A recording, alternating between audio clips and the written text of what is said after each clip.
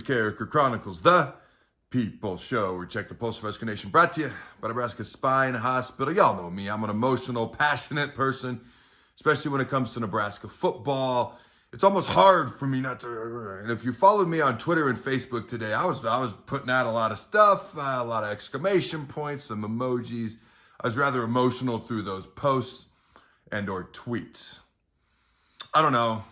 As I do this gut reaction, the passion, none of that's gone away. But it's the same song on repeat on a CD, if anyone remembers what those are. You know, the same movie over and over. It's a rerun of the same show over and over every time you watch a Nebraska football game. Okay, we play really, really well. We play a good team really tough. We don't find a way to win.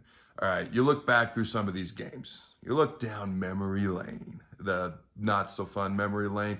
You got the punt versus Michigan State. You got the fumble versus Michigan. You got special teams, period, versus Oklahoma. Today, the kickoff return. I know it was at the beginning of the game, but it set the tone for the whole game. You're coming out the bye week, and the first thing that happens is a kickoff return for a touchdown.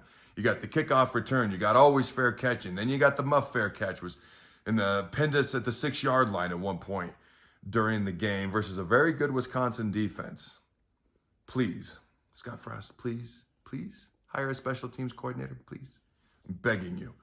Here's an interesting stat that Michael Severe tweeted out. Teams kicking field goals against Nebraska are actually only 12 of 22 on the year, with two of those kicks being blocked. So we're just bad juju, whether you're kicking for us or against us. But I thought that was an interesting stat. This was a game of big plays. All right. At one point during the third quarter, the Huskers were averaging 6.5 yards per play, and they had over 200 yards of big plays up to that point in the game. I don't know what the final total was. I'll go back and look at the whole game later on. Wisconsin at that same point was averaging just under 8 yards a play, and they had over 150 yards in big plays. At that point, they obviously had more big plays the rest of the game than we did. Again, I don't know the 4-quarter total for that. Austin Allen and the tight ends played well. Congrats to Austin on setting the single-season receptions record all-time for a Nebraska tight end. Samori Toure, thank God.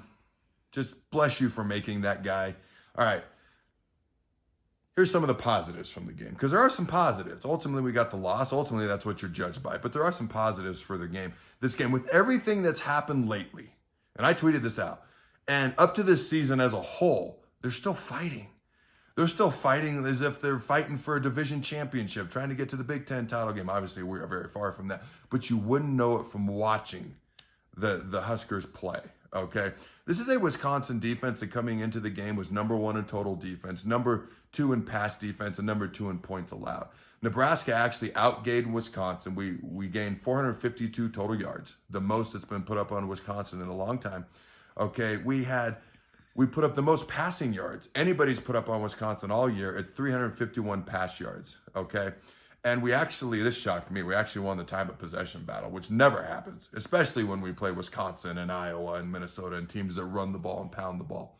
Here's why we lost, though. Ultimately, we lost. There's positives, there's negative. The big elephant in the room is we lost. Okay, we lost. Bad special teams. Okay. 2 big turnovers, -2 in turnovers, 2 bad interceptions by Adrian Martinez, and poor tackling. Okay, Braylon Allen, have you heard? He's 17 years old. Wisconsin's running back. Did you hear that at all throughout the game? He's 17. All right. He had, not really funny, but he had 228 rush yards and averaged 10.4 yards per carry.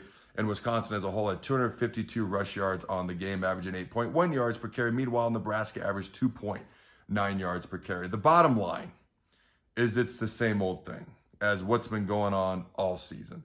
Until we learn how to win. Okay, I keep hearing, you talk about Ryan Day, Nebraska's a good team, and we're scared to play this team, and, they're a good team, and they're getting better. And I see all that. But until we win, we're a team that can play with anyone and seems to lose to everyone, almost, seemingly. We're a team that can play good with a bad record. You are ultimately what your record says that you are. That's ultimately what you are.